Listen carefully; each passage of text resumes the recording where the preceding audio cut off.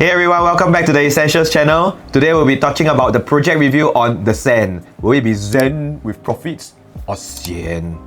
Anyways, so far I've been very grateful to all my audiences out there. Some of you have personally reached out to me and I'm really very grateful as I made a new friend. Don't really have a Telegram channel, but of course I'm always contactable at 9456-9398. I've got all the solutions to your scenario. As always, remember to like, share and subscribe to keep the YouTube algorithm going and of course keeping me motivated to create more unique insights for you. I believe that you have seen my Penrith and Faber residence insights as well as unique perspectives. I will continue to create even more for you. I believe I am different from the rest of what they are providing and I hope to bring more value to the table. So as always, this is the SEN review. We will always start off with the rapid fire information, the site plan and floor plan analysis with whatever information that we have, why I will not buy the SEN, why I will buy the SEN, and finally my final verdict. So now we move on to the rapid fire information. The developer is by Sustain Land Private Limited. They are the developers for familiar projects like Sky Everton, Coastline Residences, 833 MB Residences, so on and so forth. They have always been in the East Coast and of course they are focusing on medium-sized developments.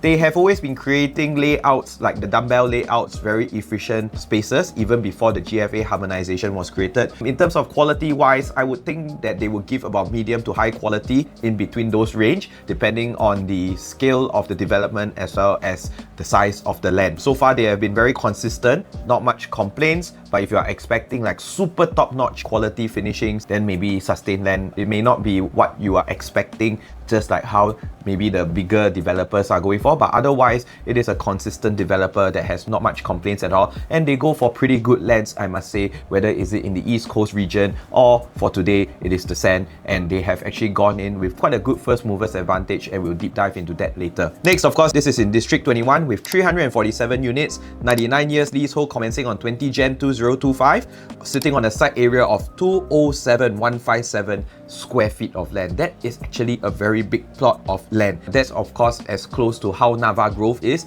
just for you all audience out there to be familiar with. And then of course this is 5 blocks of 10-story residential building with childcare center, communal landscape deck, basement, car park, swimming pool and communal facilities. You will realize by now a lot of these bigger plots of land will have the childcare center, especially when the transformation is within the same area. Basically it is to prep up for the population growth in the area, all the way from childcare days all the way to the secondary and tertiary education. And you will realize that actually the SEN is situated in that very huge transformation of Beauty World, alright, where we see the reserve residences going through that 3 envelope tender bid. That's the only land that has gone through that, and today it has formed the service apartments, the mixed development as well as the transportation depot. So with that in mind, and that's why you see this is the heart of transformation. And of course, just like our 3-phase transformation frameworks, this one it is in the infrastructure phase, because if you realize this is where the rail corridor passes through, and that is exactly where the downtown line Beauty World station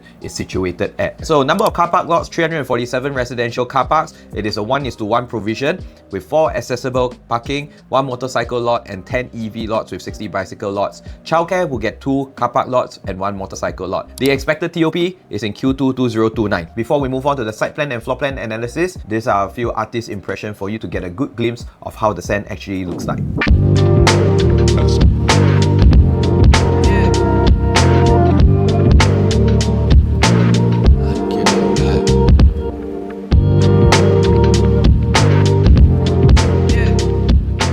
Wow. Actually, I think after looking at the artist impression, this is quite an impressive project. In fact, I think this will be the underdog of 2025 because everybody would be thinking and focusing on places like Penrith, Faber Residence, as well as Sky, but they fail to realize that there is actually one more hidden gem in 2025. Actually, last time the craze was in the Upper Bukit Timah Beauty World transformation, where we see the likes of Daintree Residences, Forret, as well as reserved residences and Verdale coming out at the same time within the same period. There used to be a huge number of choices within this area itself and everybody went in for it because of the development of this township. But I think the attention has since shifted to many other areas, especially with the Draft Master Plan 2025 coming out. Everybody is all looking elsewhere rather than back into this hidden gem, especially with the land price, which we'll deep dive into it later. But just by looking at the artist impression down here, look at how wide the block to block distance are.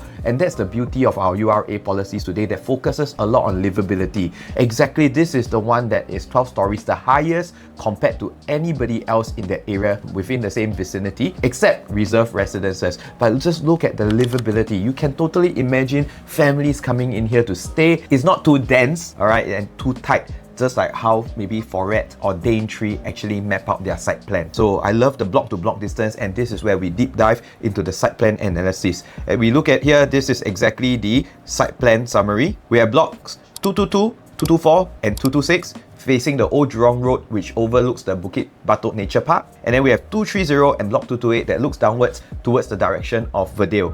Alright, I've checked the master plan already. Of course, being a nature park, there shouldn't be any plans and it is conserved forever down there. So those who are looking for good views, probably you can look at these stacks from 3, 4, 5, 6, 10, 11, 14 and 15. Of course, you got a good mixture down here from the 4 bedrooms to the big 3 bedrooms as well as the 2 bedrooms. Of course, 230 and 228 will currently enjoy a clear unblocked view of greenery and overlooking Verdale as long as you go above the 6th to 7th floor to clear the rooftops. Anything above that, you will get a very nice landed enclave view, but sadly to say, the land I've checked on master plan itself, it is also going to be another plot ratio of 1.6, which means it is a similar height to what the SEN is. Means in future, your views will be blocked. So if that's the case, then as a consumer myself, if you're going for the 4 bedrooms, probably you can go for stacks 10, 14 and 15 and 11. Then you will have the blocks 224 and 226, which I believe will be the premium blocks, because these are considered point blocks in the condo where there's only 4 units there.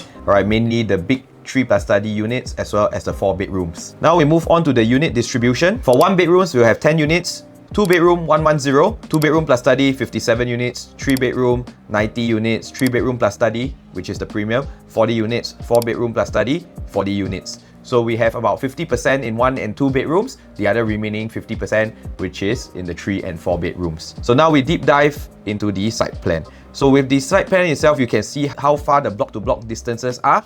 I think this is a very consistent, regular piece of land, and that's why we can space it out very nicely with all the 5 blocks, with all the facilities being in the central and the pool views running in parallel against the blocks. Basically, the minute you enter the development, every block actually enjoys the pool view, which is very wonderful. It makes pricing consistent. It makes sure that all the units, whether you are 1, 2 and 3 or even 4 bedrooms, gets a pool view or gets a chance at the pool view. Maybe stacks 1 and 2 may not be so ideal, but other than that, everybody else is getting very, very good, reasonable views. Of course, we have stacks, like what I mentioned before. Stacks 3 to 15, you get the unblocked Bukit Batok Nature Park views. Go high floors, you will definitely enjoy long-term price sustainability as well as strong livability. You have stacks 33 all the way to stacks 20 that overlooks the pool view, and like what I mentioned, you'll get a good block to block distance of at least 20 meters apart, which actually ensures that you have very strong livability. Alright, so now we deep dive into the floor plan analysis. So here we have the 1 bedroom units. Wow, it's been quite a while since I needed to analyze a 1 bedroom, but that's why there's only 10 units. Of course, with the recent URA policies changes of having minimum size raised to 85 square meters, naturally developers are more wary based on the kind of units that they create in today's market. Actually, if you realize that the supply of 1 bedrooms are gradually dropping, the last 2 years we don't really see that many 1 bedrooms in the launches, and that would help to regulate the resale supply of 1 bedrooms eventually. So those holding 1 bedrooms out there, remember to hold on a little bit longer. The balancing of the demand and supply scale is happening as we speak. Alright, so the 1 bedroom stack here, it is in stack 21 on the right hand corner of block 228. To get a corner unit 1 bedroom is actually quite special in that sense, because that also means that your bathroom as well as the kitchen gets a window. Anytime that you want your bathrooms as well as kitchen to get a window, pick corner units. So this is a regular shaped 1 bedroom. Once you enter from the entrance, you get a galley kitchen, dining, living with the master on the left and the master bathroom. 2.8 meters wide living room, quite standard. Remember, check and chill access is the most important for a 1 bedroom so that you maintain your privacy. Next, we move on to the 2 bedrooms. As we enter the main entrance, I really love this 2 bedroom layout. It is a 678 square feet.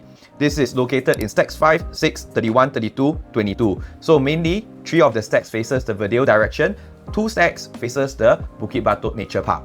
Imagine your 2 bedroom 678 square feet getting unblocked greenery views. Very livable. And these 2 bedders all happen to be corner units as well. So if you deep dive into the site plan itself, you will see that the unit distribution, the way they structure the blocks itself, they try to maximize quite a fair bit of the units get corner units, you know, because the way they dissect the blocks and create individual airwells in between also means that people get more residents get corner unit. This is one very special thing that I've noticed in the SEN itself. Here we have circled it for you. Okay, so as we enter the 2-bedroom entrance, it is a 678 square feet. On your left, you're greeted with an enclosable kitchen. This is one of the design ethos that we always recommend for 2 bedrooms. A designated dining area with a 3-meter wide living room. Very impressive.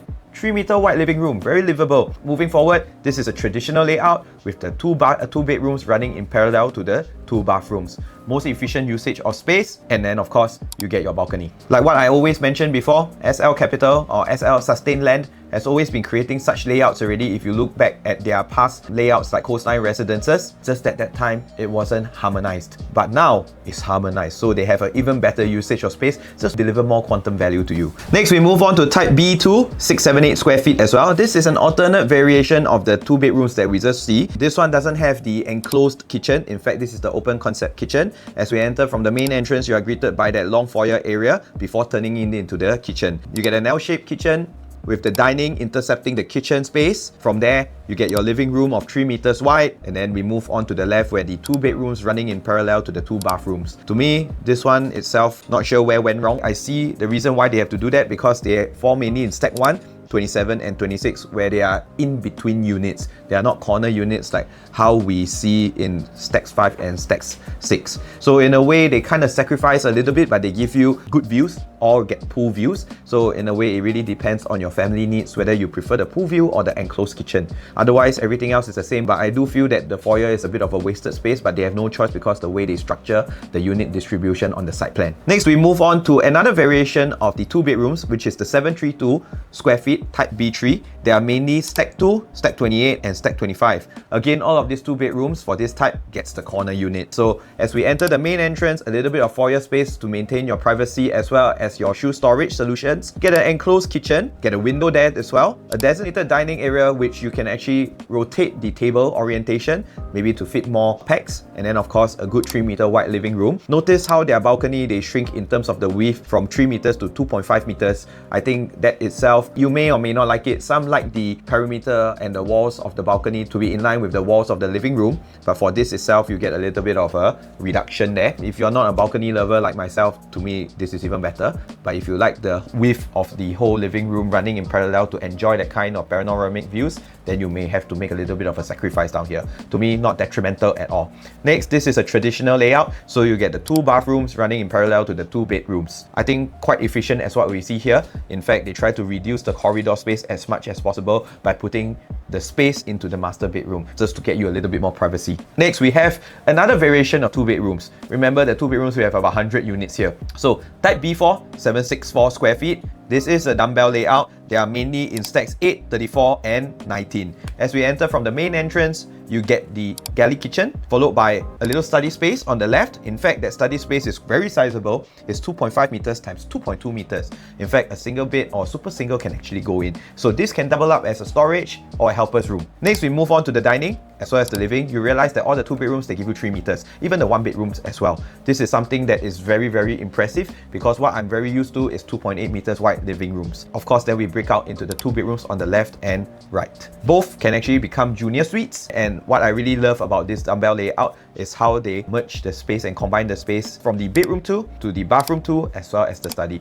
There is so much customization you can do down here. You can make it a mega master bedroom if you ever wanted to. Anyway, they both function similarly, whether you stay in the master bedroom with the master bath or whether are you in bedroom 2 with the study. It depends on how you want to eat the space. You can even form the study to become your walk-in wardrobe, seal up the wall on the right, and there you have it, your mega size master bedroom. Wonderful. Especially with GFA harmonization on their side this time round, they are definitely going to make very livable layouts. Next, we have another variation of the 2 bedrooms plus study. This is a dumbbell layout, 775 square feet, mainly stacks 9, 35 and 18, overlooking the pool views. As we enter the main entrance, you get your galley kitchen, a designated dining area with the study. Basically, this is a reflection of whatever that we just saw. Not sure where the extra space went to, but I look at the dimensions, 3 meter wide living room, pretty much the same. Probably they give you a slightly wider common bedroom or something something like that. Next, we move on to the 3 bedrooms, dumbbell layout, 872 square feet. Stack 4 faces the Bukit Batok Nature Park. Stack 30 and 23 towards the Verdale direction, meaning to say it will be blocked in future. As we enter the main entrance, you get this L-shaped kitchen. Unfortunately, they didn't give you an enclosed kitchen because the units are mostly in the middle of the blocks. So in a way, you don't get your window in the kitchen. I think they could have done better here, but I think they had to squeeze in the bomb shelter. And that's the main reason why they were probably unable to give you enclosed kitchen. Because if we look at the likes of Penrith or even Faber Residence, they were able to give you enclosed kitchen. As they move forward, they place the dining position in that sense, can fit in a 6-seater dining set. And then of course, you get your living, and then the 2 bedrooms, master bedroom and bedroom 2, dumbbell layout, and then they cascade the 3rd bedroom right behind the kitchen. Most efficient usage of space, basically they give you a blank canvas of a big rectangle and then they carve out the spaces accordingly. Again, they reduce the balcony width, not running in parallel to the walls of the living room. A little bit of disadvantage for this one, like what I mentioned before in my previous videos, you may not like eating your meals right in front of a bathroom. That is probably the downside of this layout. And of course, if you realize for 3 bedrooms, dumbbell layouts like this, the privacy is greatly reduced. Fortunately, if you're staying in bedroom 3, you still got a bit of privacy, but once you're in bedroom 2 and master bedroom, just by standing in the middle of the house, you'll be able to look into the bedrooms. So in terms of livability factors, this one may reduce a bit. But then again, GFA harmonization helped all of us. 872 square feet has a reduction in size, and that's why it priced a lot of consumers back into the market again. Next, we have the 936 Type C2 3 bedrooms. As we enter the main entrance, you're greeted by the foyer space that can fit your storage solutions. Finally, our enclosed kitchen has came back with the utility. 1.5 times 1.6 meters, good enough, can fit in a single bed because the length of a single bed is about 1.6 meters. Get a designated dining area with a 3.2 meter wide living room. Now, the living room expanded from 3 to 3.2 meters once you hit the 936 square feet units. This is a traditional layout with all the 3 bedrooms on the left as well as the bathrooms running in parallel to it. Bedrooms wise, nothing to complain about. You get 3 meters long with 2.6 meters common bedroom. Basically, it's about 9 to 10 square meters depending on which floor plans you're looking at. All corner units, all the toilets get the windows as well as the kitchen. Now we move on to another variation, the bigger variation of the 3 bedrooms, which is the 1109 square feet. This is mainly stack 7, 33 and 20. All corner units that get the pool view. As we enter the main entrance, you get this long foyer space again for your shoe storage solutions, get your wet kitchen as well as your dry kitchen. I realized that now they really like to upmarket the 3 bedrooms premium. They always give you that dry kitchen option that forms that very nice feature wall within your living area. These are how developers try to make it even more attractive, because anytime when you do this up yourself, naturally you need to spend another 5 to 10k more on carpentry. But this time they reward you by giving you an ID feature within the house. Go for the 3 bedroom premium if you like it. Anyway, it meets the needs of a lot of families. Wet kitchen followed by the WC as well as the utility slash bomb shelter. 1.7 times 1.7 meters, definitely you are able to fit in the bed. As we move into the living room, you are greeted by this landscape layout of 5 meters with a 4.1 meter balcony space. From here, I would think, actually I was just at home measuring my landscape layout. I realized that even before the bay window that I have, my landscape layout is already at 6.5 meters and it comfortably fits in a living room distance from sofa to TV at about 3.3 meters, with the remaining 3 meters being my dining area. That sits comfortably. But I see landscape layouts like 5 meter, then there are some sacrifices that you may need to make. Maybe your living room from sofa to TV, it's a bit shorter, maybe at 2.8 meters or so that to make sure you have enough space for the dining. So think about it, you are just having a living width of about 2.8 to 2.9 meters. If you want bigger space in your living, then of course the option is to shift your dining into the balcony area to have the alfresco dining. Of course, it depends on the views that you have. If you are facing the Bukit Batok Nature Park view, I would think that that's actually very awesome to be alfresco dining every day. If you look at the pool, I think it's fine too. That's why I feel that this whole development is very livable. At least when you get the option to put your dining in the balcony, you're facing good views rather than looking at your neighbors. In fact, if you look at the blocks, they try to cascade it so that everybody doesn't look into each other, such as block 224. It looks in the pocket view in between of the 2 blocks of 230 and 228. Same goes for 222 as well as 226, where they cascade along the way so that they try to reduce the opposite views of the neighbors. Next, we have the 3 bedroom plus study, 1259 square feet. As we enter the main entrance, this time around you don't have that long foyer area, it's just a short one. And then of course we turn right, we get the dry kitchen running in parallel to the wet kitchen. So the difference between the 1109 and the 1259, the dry kitchen is behind the wet kitchen wall, while this dry kitchen is beside the wet kitchen. Alright, so this one will be, of course, with more space. You get that very luxurious feeling, like how you are always accustomed to. You get your dry kitchen island tabletop where you serve your breakfast, and then of course if you need the bigger, more heavier duty cooking, you head into your wet kitchen, breaks down into your WC as well as your bomb shelter and utility. Same, everything else from here is pretty much similar to what we see from the previous sizing of 1109 square feet. It is a 5-meter landscape layout living room, followed by the 3 bedrooms on the left here, and a study beside the powder room. So this one is really one of the grand 3-bedroom feeling that you can get. You don't really get this layout in the entire Beauty World area. So you will realize one more thing, bedroom 2 and bedroom 3, they have a Jack and Jill entrance to the toilet. So this greatly increases privacy. It is actually future planning ahead for your kids, where they still maintain the connection with each other, but then again, in a way, they kind of get their own bathrooms to use, depending on how you lock the doors whenever whoever is using it. Of course, master bedroom, you get the L-shaped walk-in wardrobe, which the 1109 square feet didn't provide. And then of course, your entrance into the master bath. Great thing to have is the study. This one, they give you the bomb shelter and the utility to act as a store, and of course you can have an additional study down here. The study, in a way here, they are trying to emphasize one more thing. You can fit a study table as well as a bed. This is actually not just a study. In fact, this acts kind of like a 4-bedroom layout. I think this is actually quite impressive. Next, we have the 4-bedroom plus study. I think that's the main reason why they jump from the 1259 to straight away 1453, because they don't have the variation of a 4-bedroom. So basically, whatever that we just see, the 3-bedroom plus study, is in actual fact a 4-bedroom. I don't really fancy this layout, honestly. Probably we can do something with the powder room wall, not sure, but can be like me. What I did was I removed the powder room toilet bowl as well as all the basin. I made it my shoe storage. For this, if the walls can be hacked, subjected to confirmation, I think you might actually want to expand the bedroom size to make it an actual functional 4-bedroom. Because I do feel that the 1259 square feet 3 plus study has exceeded its quantum, especially in today's GFA harmonized.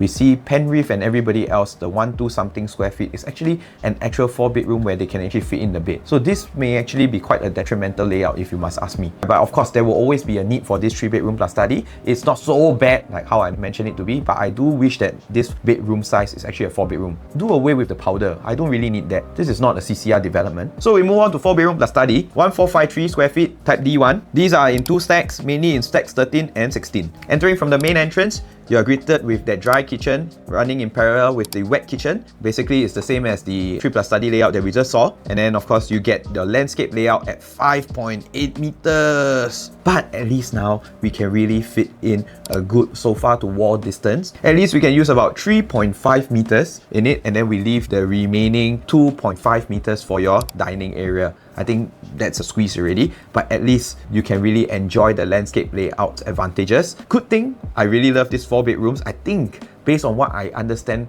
and learned from Linden Woods, actually this is one of the more attractive layouts, and I'm sure despite it being a 1453 square feet, there will still be people wanting this because it really takes advantage of the landscape layout that has been presented down here. The walls of the balcony run in parallel to the living room, enjoying the pool views. Next, we have bedroom 3, bedroom 2, the study just opposite the bedroom 3 and 2 in between. And then of course, you get your Jack and Jill access for the bathroom like what I just mentioned. You get a junior master bedroom just opposite of your master bedroom. I think this is very generous. Nothing much to complain about. Just wish that maybe the size was a little bit smaller, but anyway, it meets the needs of all the families. And being in a landed enclave for a very long time, there's multi-generation consumers there. I'm very sure that the 4-bedroom plus study will be quite a hot layout. Next, we have an alternative type D1A. The same layout, just reflected. This time around, we have stacks 10 and 15 overlooking the Bukit Batok Nature Park. I think these two are very choice units that we will see will be sold out on the first day. In fact, you might actually see a behavior where the 4 bedrooms will move off first as compared to the smaller units. Now, we move on to why I will not buy the SEN. Number 1, the track record within the area. So comparing to places like Verdale, Verdale is the last addition to this area, which belonged to the last batch. We had the choices of view at Kismis, Daintree Residences, Foret, as well as Verdale. They were the 4 choices that were available back then, and they all each have different attributes, like Foret being the freehold, and then of course you have Daintree being the cheapest 99, and then Verdale, which is somewhere the price point in the middle. So for this one itself, if we look at Verdale, we see them launching at about 1750 PSF to about 1800 PSF and eventually selling at about 2100 PSF on average based on the graph that we are seeing here. If we look at the profitability, we see the 3 bedrooms profiting at about 434,000 based on the transaction that was just transacted in October 2024. And then of course, the rest will be an average of only 250k to about 390k. Now, I think this one has got to do with the limitations of height because this one is only allowed to build up to 5 stories. I think Verdale, in a way, if you look back at the price back then, it was actually priced quite high, but due to the declining supply back then of Daintree residences and forward being taken up, in the end Verdale started to move. They were priced a little bit higher was also because of the focus on landscaping as well as the quality finishings that they were able to give as a developer and as a contractor itself. With that in mind, if we look at the transactions happening at Verdale right now, just opposite, we are seeing the latest transactions happening between 1,800 to about 2,000 per square foot. Right, so that's the average of 1994 PSF, with the highest being 2198 PSF and the lowest being a 1 bedroom at 1831 PSF over the last 2 years. Well, depending on the launch price of the SEN, which I'm hearing to be about 2001 to 2200 PSF, it may present as an opportunity. But just by judging Verdale's track record of profitability, surprisingly within the same time frame, there are other developments, if you chose other developments within the same time frame, that made 500k to 800k for being a 3 bedrooms to a 4 bedroom. So for this itself, there may be a reflection of the consumer behavior down there. That is the thing that it may be stopping me from going for the SEN itself. Next, we move on to point number 2, the lack of MRT. If we look at the map itself, we have the SEN here with the directions to the MRT of Beauty World. It is an 18 minutes walk all the way to the MRT. You first have to walk past Signature Park Condominium, followed by Terrain at Bukit Timah, Daintree Residences, before finally hitting the MRT. So this itself is about a 1.3 kilometer walk, meaning to say it is impossible to get to the MRT without actually taking a bus. Alright, and with that in mind, you know how as consumers we always value the MRT, and given the transformation happening here is also because of the MRT, but yet we are not able to capitalize on it given the far distance. Alright, so now let's move on to why I will buy the SEN. The first of all is the competitive edge.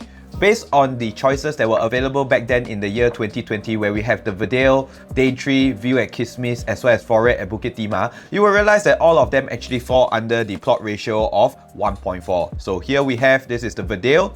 This itself, of course, you see is Terrain at Bukit Timah. This itself is Forest at Bukit Timah. And of course, here we have also Daintree Residences at plot ratios of 1.4. And that's why they all have the height of only 5 stories. Here we have a renewed opportunity in that sense that will edge out the competition in this whole area, because now you are getting to enjoy a 1.6 plot ratio. Just by this fact itself, it is enough to already give you back the competitive advantage based on the supply in this area. The last time round we actually see a higher plot ratio is actually Signature Park, which is a plot ratio of 1.7, and that's why you are able to get like 12 to 15 floors at Signature Park. But take note, they are on a sunken piece of land, and that's why it will always feel like they are the similar height as compared to the rest. But in actual fact, if you look at the land itself, they are having a 1.7 plot ratio and they really go quite high. Right? I remember having a customer down there staying on the 12th to 13th floor, something like that. Alright, I think you all get what I mean. Of course, as we move closer to the MRT station, we see plot ratios like the Beauty World Centre as well as Reserve at plot ratio of 3.0, and that is why they are able to go for higher floors. Next, we have a subjected to planning down here, which is now currently the bus depot. If not, is sometimes a public car park for the public to use, and then dormitories is for the construction workers down there. Alright, but of course, coming back to the SEN itself, having this advantage here, it is a renewed first movers advantage. But most importantly, if just by looking at the land itself, this is the only plot that will be getting the beautiful views of the Bukit Batok Nature Park. There is another plot of land down here which will be sold in the near future. This one is also enjoying the same kind of plot ratio as the SEN, so likelihood the 2 blocks that's facing here will get blocked. But of course, we have another yellow site down here, which is a reserve site. right, subjected to future planning as well. Alright, so based on this, you are getting a renewed first movers advantage because this is probably the only plot of land that maximizes the views of the Bukit Batok Nature Park. And of course, if you are moving here to the Hillview area as well as the Upper Bukit Timah area, you will always understand that this area prides itself in terms of the greenery, the nature reserve, as well as the forested view, that kind of tranquil nature environment. And that's why the plot ratios here are all kept low, because they are also surrounded by a landed enclave. So if you stay long enough in this area, actually it is something that is very hard to come by in the entire Singapore. And the plot ratio changes here actually gives you a competitive edge, because right now you're able to do 10 stories. You are the only one that actually has better views as compared to the rest of the low-rise developments. And like what I always mentioned before, this translates to my next pointer, the high-rise advantage. Alright, so if you realize that all the developments here, because of the plot ratios, it being the low rise, that's why you get that muted performance from Verdale itself. If you look at Verdale's development, it is sitting on a very nice plot of land of about 153,000 square feet. Very good, because it's just only 50,000 square feet smaller than what we have here at the SEN. Alright, but because of the height limitations, they are able to only go up to the 5th story. Exactly like what I always mentioned before, they don't have a breakthrough in pricing. If we look back at the purchase price at the start, in the past, they were starting at a transactor price of about 1,600 to 1,700 PSF. Going to the 5th floors, they finished off at about 1,850 PSF. Even with a bit of developer staging up, they finished off at about 1,900 PSF, finally to about 2,000 PSF because of developer staging up. But that's only that few transactions so far. Alright, but otherwise, 1st floor and 5th floor on the first day itself, they only differ by about less than 100 PSF. So if you are a future resale buyer today and you look at the transactions here within this development, do you have the confidence to actually put in more so that you can have that certainty to earn more? I think that's the whole reason why you're not getting that kind of breakthrough prices. As compared to very high-rise developments, maybe just to pull away and exaggerate this, we see places like Clairvaughn itself. They start off at about 1,006, but in the end they finish at about 1,009 to even 2,000 PSF. Right, this one is only a difference of about 100 to 200 PSF. With that in mind, just because the buyers or future resale buyers don't really see that kind of transactions happening from the start to begin with and locking it in, am I right to say as a buyer you will not have the confidence to give higher? But right now, we are getting a renewed opportunity here at the SEN. The SEN itself can go up to 10 stories. We just take a count of $20 to $30 per floor loading, and then we count 10 floors. At least we will have a wider price difference of 300 PSF. And like what they always say, the low floors kind of always leverage on the high floors PSF to do more and do better. And of course the high floors, because with better livability and better views, especially like this, the SEN, you get the Bukit Batok Nature Park. Am I right to say the developer can actually ask for more, but you as a resale buyer can also ask for more as Singapore continues to develop, becoming a concrete jungle. And that is why this is the second pointer that we talk about. That's why you see Verdale's profitability being at 3 bedrooms at about 434k. Alright, and take note, they were bought in year 2021 and sold in year 2024. They probably launched at 2020. And if we take a look at Clairvaughn itself, that being a high rise, just to make a more exaggerated comparison so that you can see the effects. In the same period of time, a 3 bedroom sold in the year 2020, bought at 1.744 mil, in the end, selling at 2.488 mil, 744k. Floor level being a 7th floor unit, leveraging. If we look back at the stacks itself, we have the 4 bedrooms here, stack 4. You see 0504 making a profit of 906k, while 3204 make a profit of 840k. The low floor leveraging on the high floors to make whatever that you need to make as well. So it is consistent. Of course, the lower floors will have a harder time to sell. The high floors, although you get maybe a slightly lesser profit due to its higher entry price in a way, but of course, which one is easier to sell, the low floor or the high floor? I think everybody would know the answer. The high floor unit is easier to sell. And in fact, we also have examples that the high floor do make more than the lower floors as well. Just because you enter higher doesn't mean that you make lesser as well. But this is just one clear example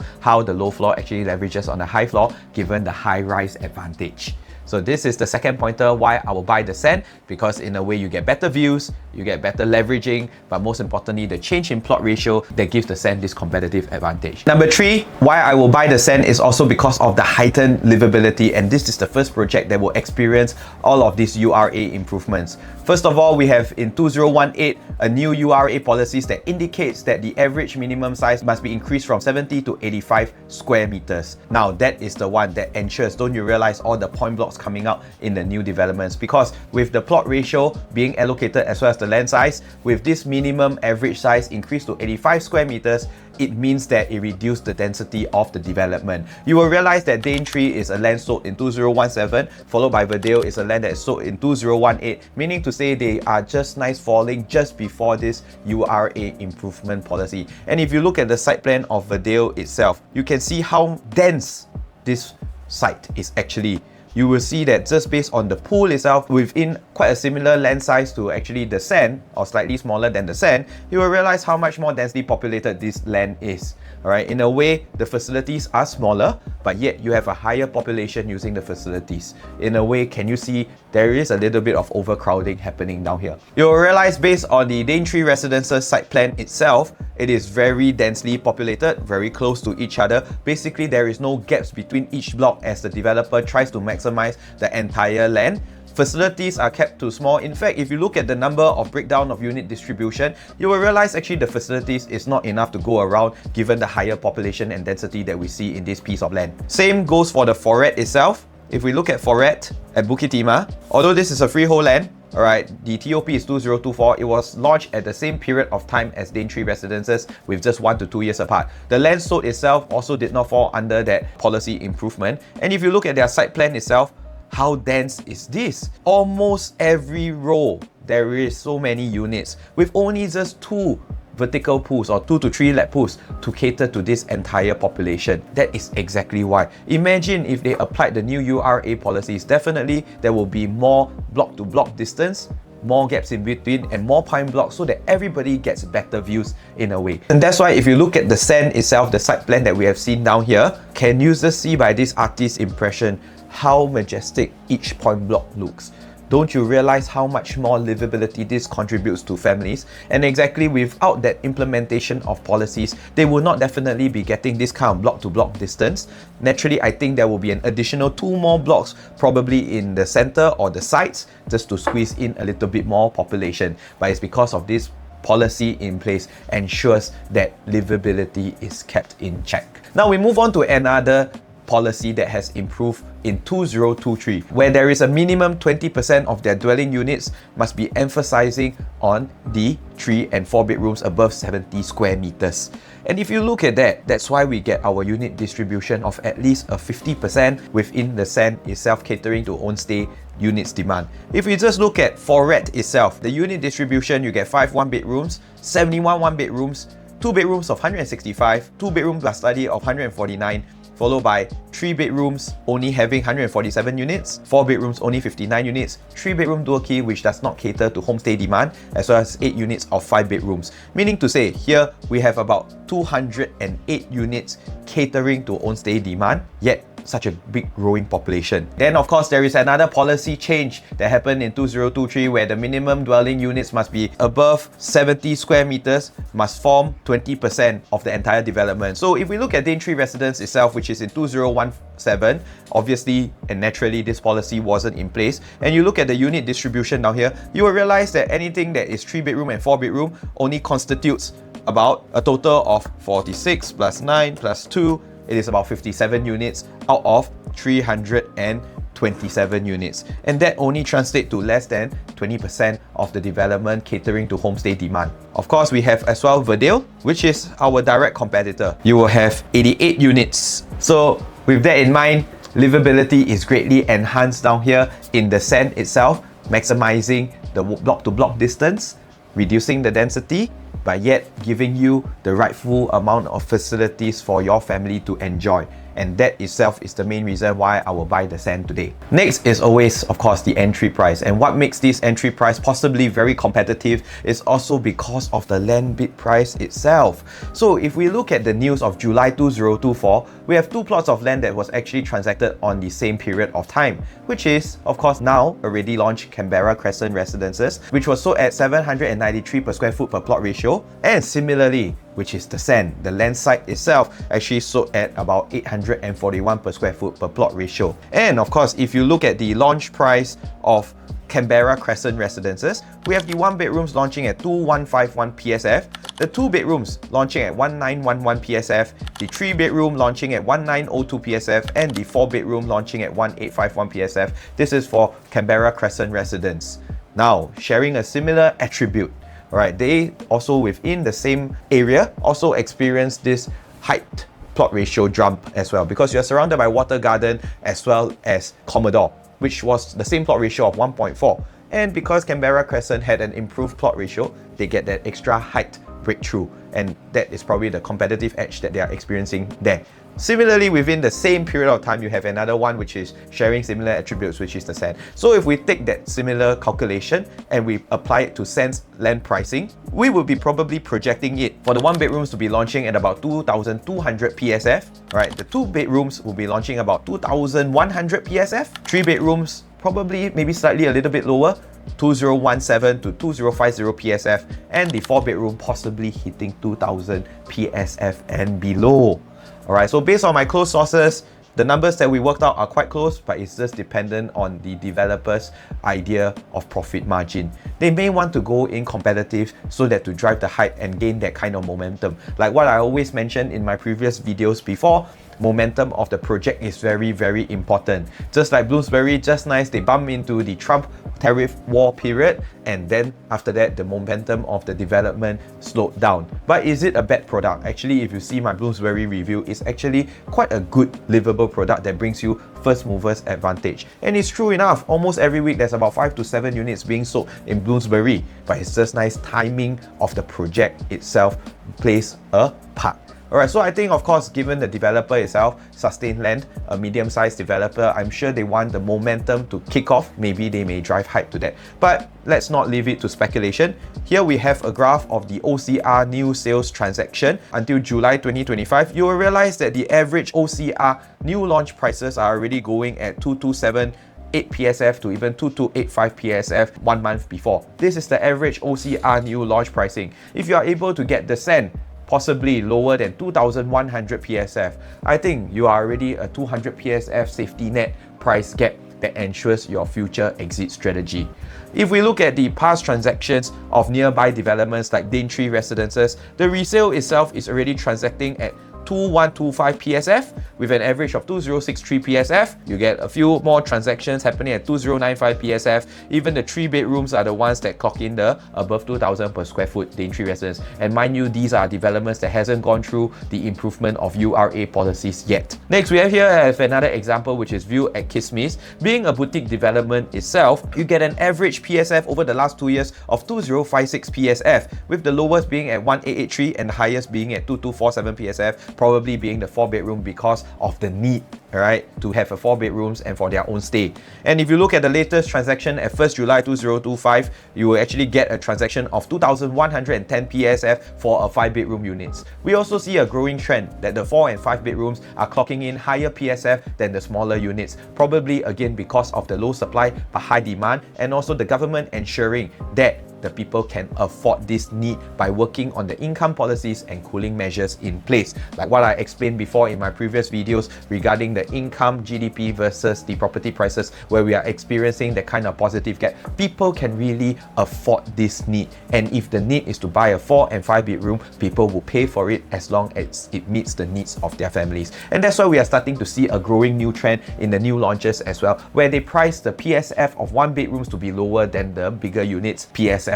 Because why? That will regain a bit of the first movers advantage for the smaller units, but also catering to the constant need for bigger units to meet the family needs. Next, we have another one, which is Verdale Residences. The average PSF over the last 2 years is 2008 PSF. That itself still puts us at a very competitive edge for the SEN, because all of these that we have just mentioned are 5 floors and below. Now you get the 10th floor so-called high-rise development, and you are getting at a similar PSF with all the URA policies already improved, focusing on livability. Am I right to say if these developments resale can already hit 2,000 PSF, doesn't it indicate the consumer's need for something in this area? And that's why you see this average transaction happening at about 2,000 PSF.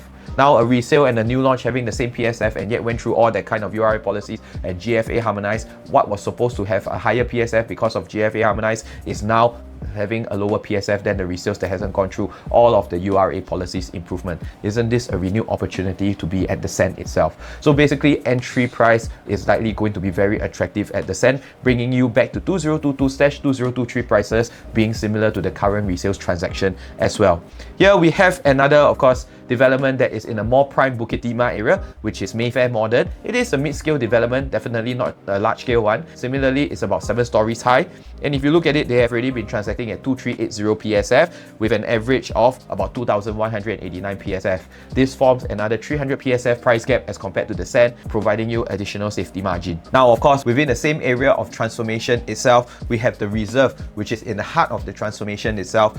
This is 3106 PSF, transacted the highest with the average of 2506 PSF, having a 500 PSF price gap being just less than 5 minutes drive away actually provides you with additional safety buffer. So with the reserve itself being at about 3000 PSF with a $1,000 PSF price gap as compared to the SEN itself just being 5 minutes away, isn't it safe for you? Both are classified under RCR. Actually 1000 PSF few times 1000 square feet, that's $1 million difference.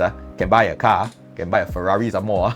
Right? So got MRT, is it that important, or is it entry price the most important? So adding to this land bid price itself, you will realize, as we see in this current chart here, the SEN land bid is 841 per square foot per plot ratio. The SEN surrounding resale is already transacting at an average of 2100 PSF.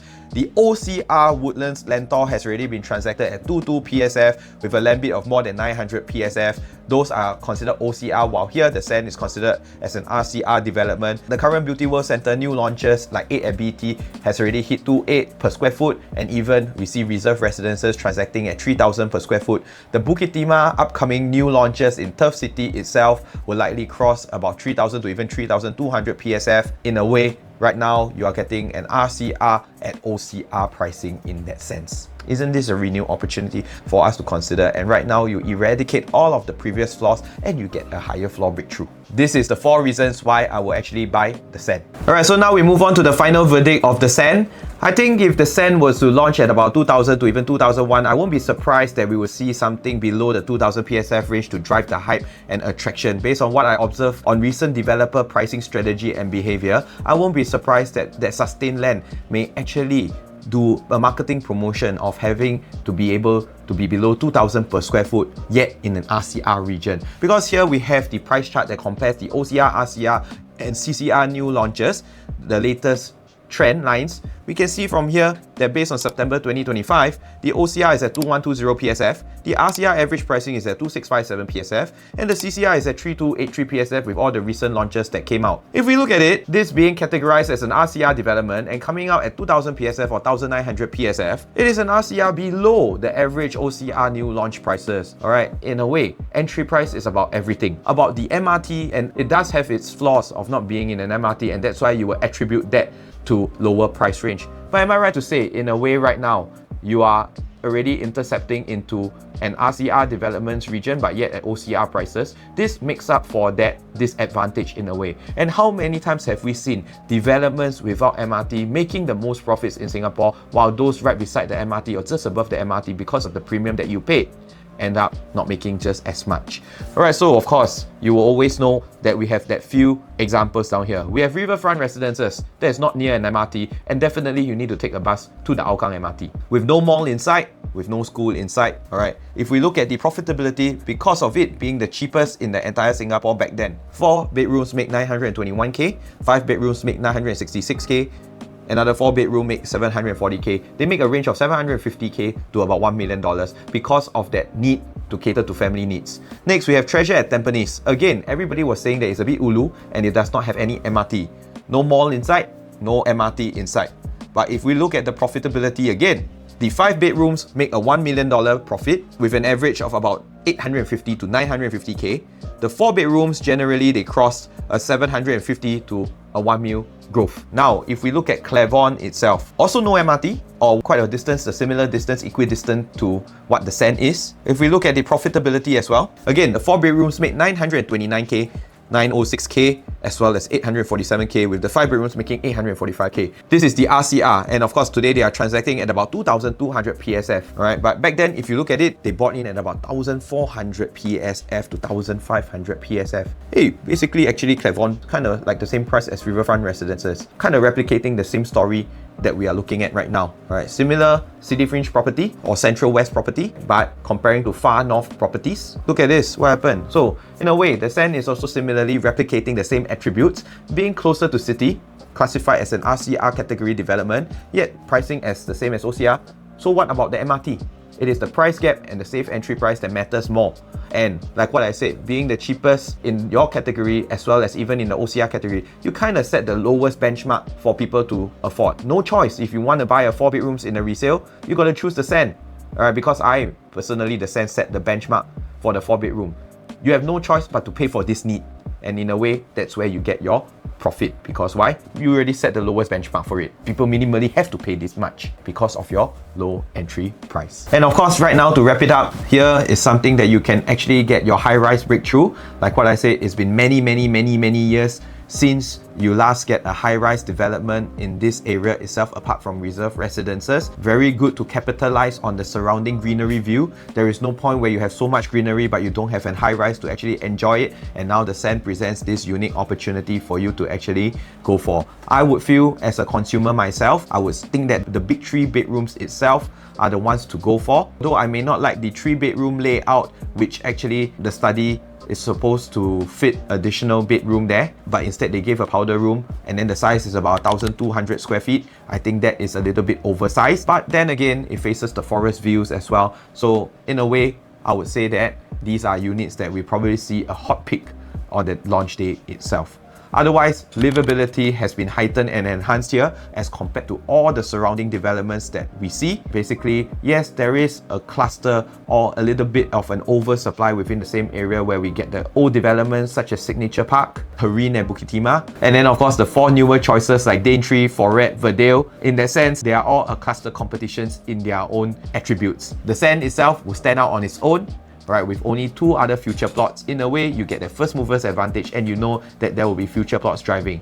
The next thing to look at is of course the Hume MRT, right? The Hume MRT itself cannot be, we only have 4 developments with such a small population and then being served by the MRT. I'm pretty sure down there there's many empty plots of land that will form the future benchmark pricing for this area. So why not capitalize on what we have right now because of this low land bid price? Just nice you are in the midst of the changing policies of the GFA harmonization, and that is why you are able to capitalize on such a thing. As time continues to transpire, new land bids will happen, then it is the usual cycle where each land will always transact higher than the previous lands, and in a way, the usual cycle of each new launch having higher prices than the previous new launches will always happen. Capitalize on the current changing policies, just nice you're in the midst of it. In a way, this is the government's way of telling you that they are delaying price growth. They are delaying the rate of growth while allowing your income and affordability to keep up with it. And that's why in this time round, you see a lot of Singaporean consumers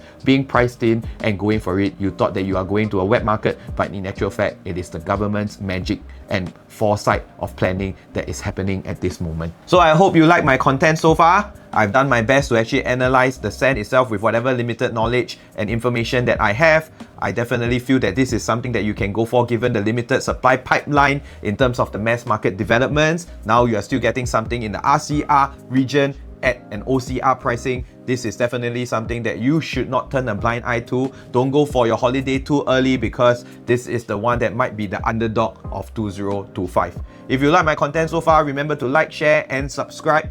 Contact me at 94569398 for a unique and catered consultation session for you. You can have the best product in the world, but if you can't overcome the market barriers and obstacles, am I right to say you will also not dare to enter the market today? Have more certainty, contact me for the consultation, and remember to like, share and subscribe to keep me going in building this channel. See you in the next one.